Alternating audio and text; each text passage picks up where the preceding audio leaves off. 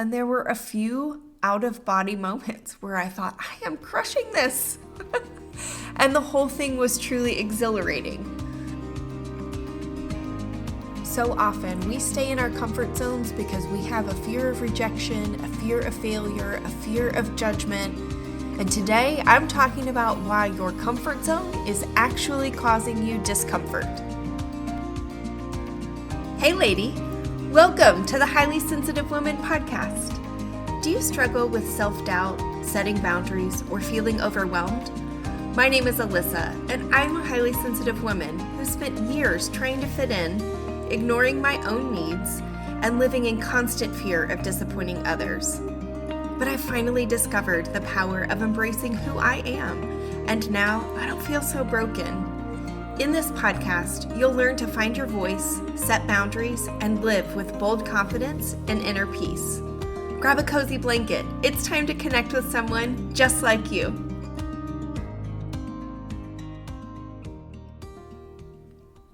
Welcome to episode 13 of the Highly Sensitive Woman podcast. 13 is a very special number for me, so I decided to talk about one of my favorite topics, and that is doing things outside your comfort zone. If you have been listening for a while, you have heard me say that doing things outside my comfort zone has become one of my favorite things to do. And I used to think that my comfort zone was protecting me, that it was keeping me safe, that it was preventing me from feeling the pain of rejection. And I just had so many what ifs, or I wish I could have done that. And I realized that that fear of rejection and fear of failure and fear of judgment that I was trying to protect myself from, what I was really feeling was the pain of rejecting myself. The pain of rejecting who I am and my gifts and my goals, and rejecting my dreams and judging myself. And ultimately, I was failing ahead of time by not taking action and doing the things that I was dreaming about doing. I was not achieving those dreams and those goals. So I was quote unquote failing, but only because I was never even trying. So one of the things that has been really cool recently is to give you some backstory of how I even became a coach. In January of 2023, I was doing a 21-day fast, and I was fasting from television. And as a result of having some extra time on my hands because I wasn't watching TV, I discovered Patrice Washington. And when I heard her speak, I thought, oh my goodness, this is what I want to do with my life. Several years prior, I had considered becoming a therapist, going back to school yet again, because I have done that lots of times in my life, and becoming a licensed therapist. But I told myself a ton of stories about why I wouldn't be good at that or why I wouldn't be successful. One of them was that I was too old to go back to school, even though I had gone back to school several times in my life. Lots of stories about why I shouldn't become a therapist.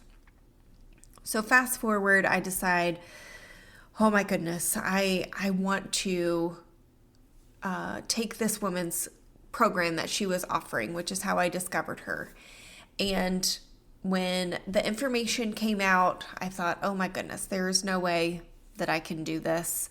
And then she sent out another email with some instructions for applying via video. And when I opened that email, it was probably 9:30 at night. I had just taken a shower, and my hair was, wild from having taken a shower. No makeup, obviously, because I had just showered and was getting ready to end my day, and in my comfy clothes.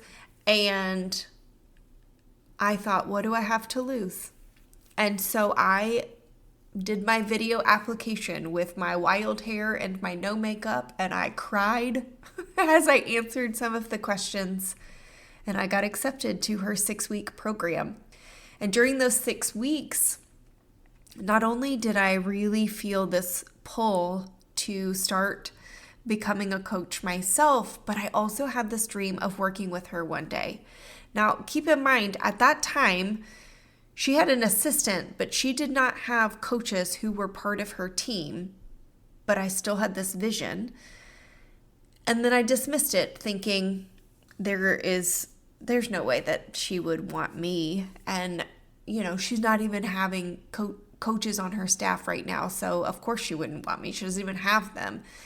So then a year later, when she was adding to her staff and adding coaches, I had not positioned myself properly because I had dismissed it and hadn't allowed myself to step outside my comfort zone and do the things so that I could be in that position. But I decided to try something different. And in that moment, I did not beat myself up. I decided instead to take a different approach and begin preparing myself for when the next opportunity presented itself. And this past week, I had the honor of hosting a book club discussion for her community. When I was asked to host this event, I immediately said yes. Didn't even think about it, just said yes. But let me put that in perspective for you. I had not read the book that I had just agreed to lead the discussion, nor had I ever been any part at any time in my life of a book club, let alone led a book club discussion. And yet I was like, I can do this. I can figure it out. Old me would have absolutely been limited by those circumstances, but I felt ignited by the challenge, and I immediately got the book and I immediately started preparing, and I had about 2 weeks of prep. And the day of the conversation, people were pretty slow to join, and initially they stayed off camera and they were muted, but I was just so proud of how I handled it, and I allowed myself to experience that discomfort of these people are not really talking. But as more people joined the session and the conversation went on, the conversation that we created together was beautiful. And there were a few out-of-body moments where I thought, I am crushing this. And the whole thing was truly exhilarating. But if I had said no, and I had allowed myself to, quote, stay in my comfort zone because I hadn't read the book and I had never participated in a book club conversation before, let alone led one, I would have been disappointed in myself, and there would have been pain and there would have been discomfort. And so today, this is what I want to talk about. I want to talk about what it feels like to start letting go of those limiting beliefs and stepping outside your comfort zone and allowing yourself to dream in color. So the book that we read and discussed during the book club is Abundant Ever After by Kathy Heller. And one of the things that Kathy asks in her book is, if you didn't have to be perfect, what would you allow yourself to do?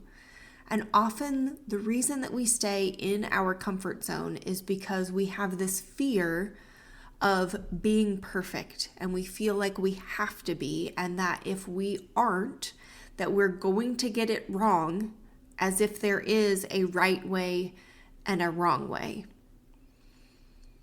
So I want to ask it a little bit different. If you could allow yourself to tolerate the discomfort that comes outside your comfort zone, what would you allow yourself to do? Would you allow yourself to say yes to an invitation with friends? Perhaps an invitation where you might only know 1 or 2 people and the rest are strangers. Would you allow yourself to tolerate the discomfort outside your comfort zone to do something by yourself? Or express yourself in a creative way, like taking an art class or a dance class? Would you allow yourself to tell someone how you really feel? If you sat in the discomfort that is outside your comfort zone, would you allow yourself to make a decision? So often we stay stuck in indecision, again, because we fear that there is a right and a wrong way, and we don't want to choose the wrong decision, and so we just don't make a decision. But our comfort zone keeps us stuck in that place of indecision, because that is more comfortable to us than if we made a decision and it was quote unquote the wrong one, how uncomfortable that would be. But if you make a decision, there's also the chance that you might make the, quote, right decision.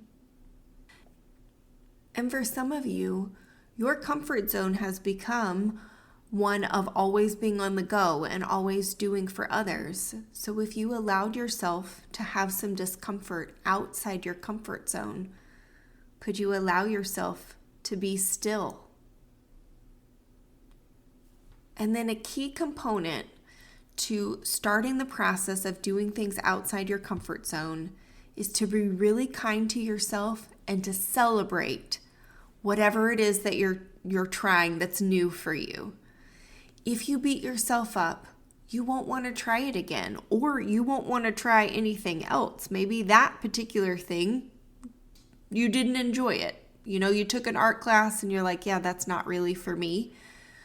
But if you beat yourself up, you're also very unlikely to try going to a gathering where you only know one or two people. And that's something that's outside your comfort zone as well. But you're like, well, that didn't feel good the last time I did something outside my comfort zone because I beat myself up over it because it didn't go exactly the way that I thought it should. So I don't want to try something else again. You have discomfort in your comfort zone. But that discomfort is discomfort that you are familiar with and you have gotten used to it. And if you are even beating yourself up like I was, when I was in my comfort zone, I was still beating myself up like crazy. You've gotten used to what that critical voice sounds like. And might not even be aware that it's there because it's just been going on for so long that it just sort of runs in the background like the soundtrack to your life. But if you start beating yourself up when you're going outside your comfort zone, it might be the same soundtrack, it might be the same things that you've heard before, but now it turns the volume up, and that's why it can deter you from trying again, because it feels like in the moment, those first couple of times, like it's a new voice, that critical voice, like it's new, but it is not. It's that same critical voice that has been there all along. But instead, if you can really focus on celebrating the fact that you tried and that you did something that you've always wanted to do, or something that is unfamiliar, regardless of the outcome, and you focus on celebrating the effort and the willingness to tolerate that discomfort that is outside your comfort zone, that is going to be like tuning into a new station. And the next thing you know, you're trying something else and you're trying something else and you're saying things that you never thought you would be able to say, and you're doing things that you never thought you would be able to do, or maybe you're sitting still in a way that you have never been able to sit still before, and you're connecting with yourself in a way that you have never connected before, and that starts to be a very comfortable place. I mentioned that critical voice has been there for so long that it kind of feels like the soundtrack of your life. And as you start tuning into a new station because you have started doing things outside your comfort zone, you're going to notice that that old soundtrack was a lot of static, and this new soundtrack is something that is much more soothing to your soul, and you're going to just start to find your groove. And I can't wait to hear all about you finding your groove. I would love to know what it is that you are trying outside your comfort zone. You can follow me on Facebook or Instagram. The links are in the show notes. And put your thoughts in the comments so that we can all celebrate together. I'll talk to you later. I hope you enjoyed today's episode. If so, would you take 30 seconds and share it with a friend who may be feeling like she's broken too? I'd love it if you'd leave a quick review for the show on Apple Podcasts. It brings me so much joy to know this podcast is helping you. Now it's time for me to stop talking and go soothe my senses in nature. I'll meet you back here next week for another episode. Take care.